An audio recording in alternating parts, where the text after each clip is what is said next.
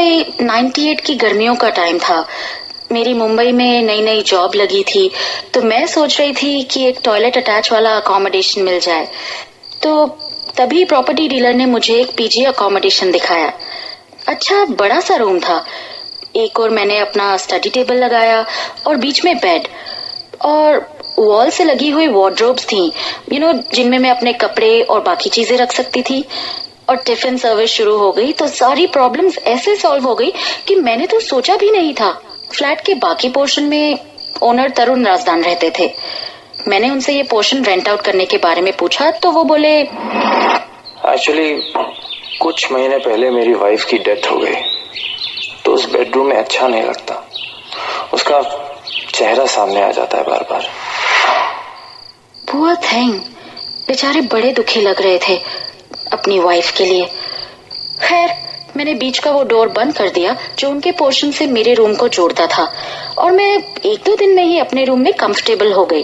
पर कुछ ही दिन बीते होंगे कि कभी कभी मुझे कुछ अजीब सा लगने लगा। लगा जैसे कोई मेरे आसपास हो। और मैंने तरुण जी से इस बारे में एक दिन कहा भी, मिस्टर राजदान, पता नहीं मुझे यहाँ कुछ अजीब सा लग रहा है। Something haunting, Are you joking? नहीं, शायद आप सोचती ज्यादा होंगी इसलिए। उन्होंने तो बात हंसी में ही उड़ा दी। पर एक रात अचानक किसी आवाज से मेरी नींद खुली तो ऐसा लगा जैसे बाथरूम से कुछ आवाज आ रही है। नल खुला था। ये नल अपने आप कैसे खुल गया? मैं तो सब बंद करके ठीक से चेक करके सोई थी। खैर, मैंने सोचा हो गया होगा। पर अगली रात मैं फिल्म देख के देर से लौटी तो वार्डरोब अचानक खुला और कुछ पलों में बाथरूम का डोर बंद हो गया और मैं भाग गई, बीच के डोर को पीटने लगी। Tarun ji, Tarun ji, Tarun ji, please open the door. I need your help. Tarun ji, please. क्या है? देखिए, ये देखिए। क्या है ये? क्या है? क्या बोल रहे हैं आप? ये वार्डरोब अपने आप खुल गया और फिर बाथरूम का डोर अपने आप बंद हुआ। रिलैक्स, यहाँ कुछ भी नहीं है, कुछ भी नहीं है। मैं बुरी तरह डर गई थी। तरुण जी मुझे समझने की कोशिश कर रहे थे, पर जो मैंने अपनी आंखों से देखा था उसे मैं वहम कैसे मान सकती थी।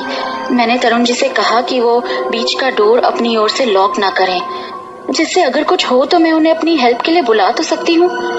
पर ये तो कुछ भी नहीं था। कुछ दिन बाद एक रात अचानक मेरी नींद खुली तो मेरा वार्डरोब फिर से खुला था।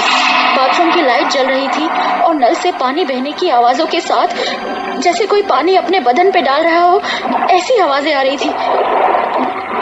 डर से मेरा खून जम गया। पर मैं तरुण जी को क्या बताती अपना वहम। मैंने हिम्मत करके दरवाजा खोला तो पूरे बाथरूम में पानी फैला हुआ था, नल खुला हुआ था और पानी बाल्टी से बाहर बह रहा था। और फिर मैंने जो देखा उस पर यकीन नहीं कर सकी।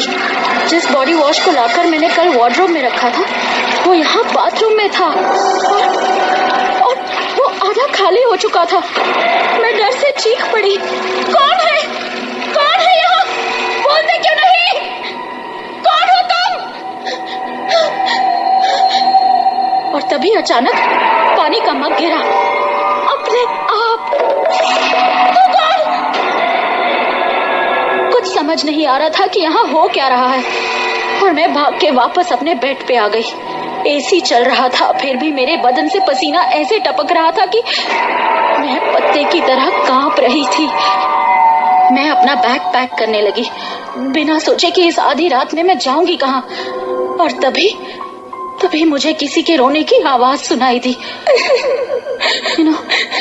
जैसे बाथरूम में कोई सुबक रहा हो।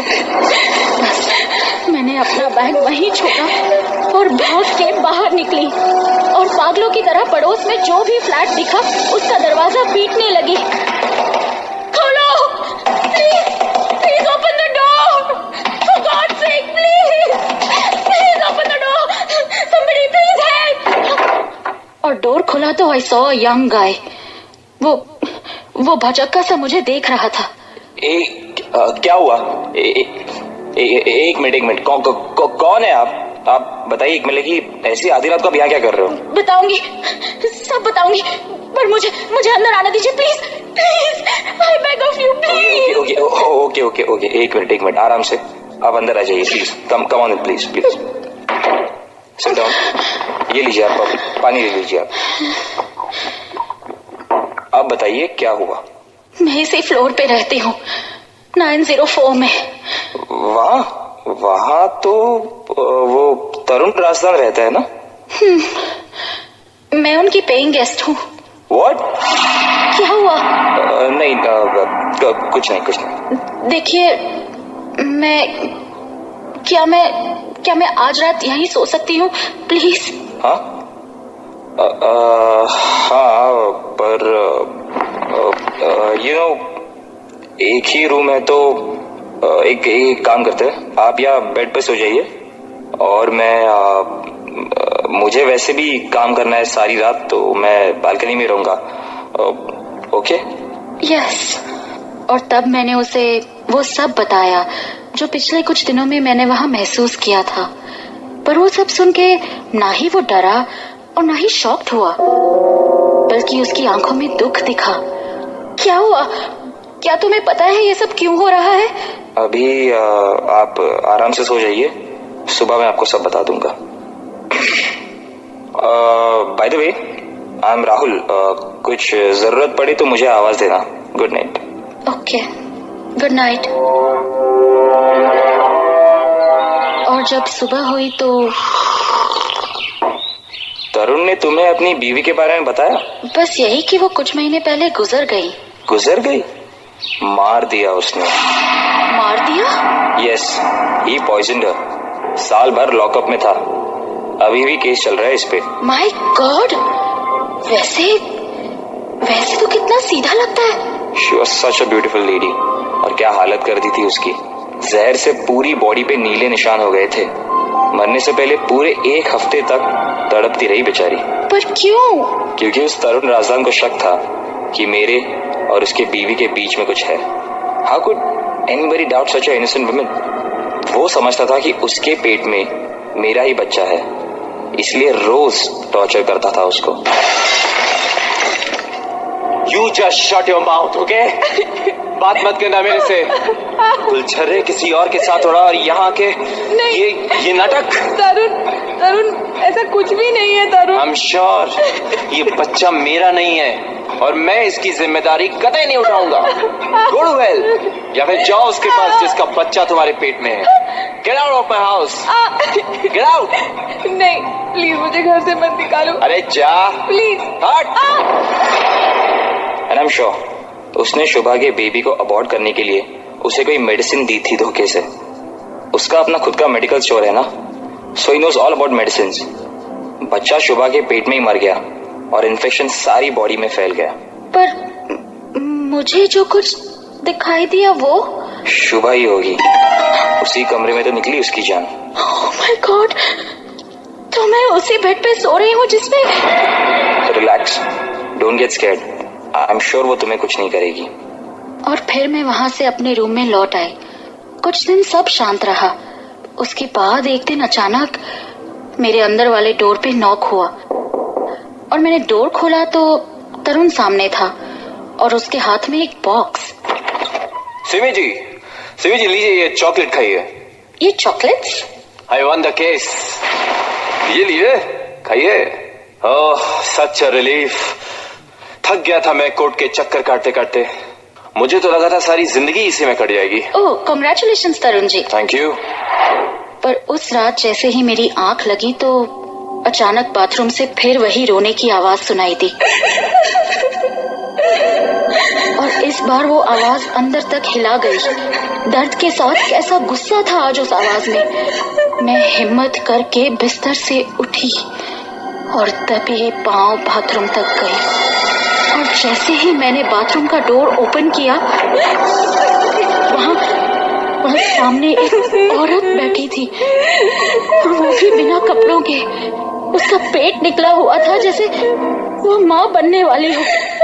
उसके दूध जैसे बदन पर नीले निशान थे जिनको वो रगड़ रगड़ कर छुड़ाने की कोशिश कर रही थी, पर वो जितना भी रगड़ती वो निशान जैसे के तैसे रहते। और तभी अचानक उसने मेरी ओर चेहरा उठाया देखो क्या कर दिया उसने। मेरे बच्चे को भी नहीं छोड़ा उसने। भगवान उसको नहीं छोड़ेगा, जेल में सड़ेगा वो। और तभी मेरे मुंह से निकला, पर उसे तो कोर्ट ने आजाद कर दिया।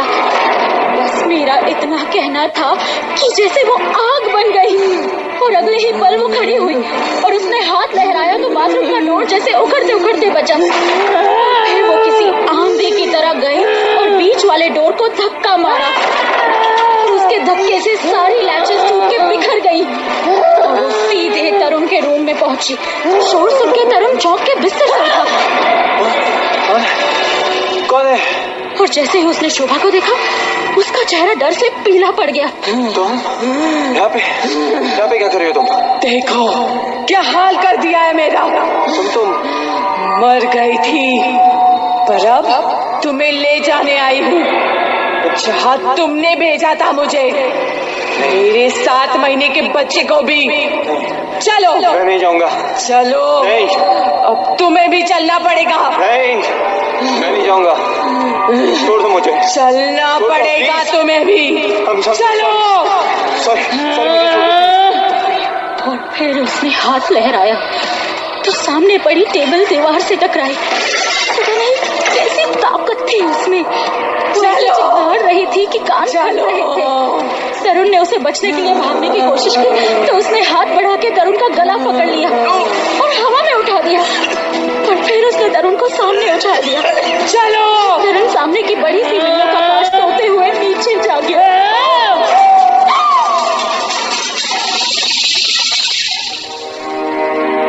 सुबह लोगों को तरुण राजधान की लाश 7वीं मंजिल पर D2H केबल के सहारे झूलती हुई मिली।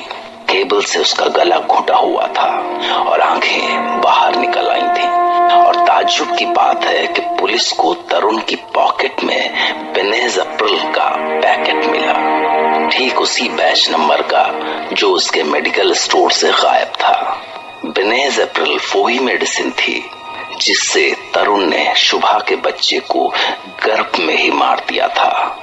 दोनों केसेस में इन्वेस्टिगेटिंग ऑफिसर एक ही था, इसलिए शुभा का केस फिर से खुला और तरुण को शुभा के मर्डर का दोषी पाया गया।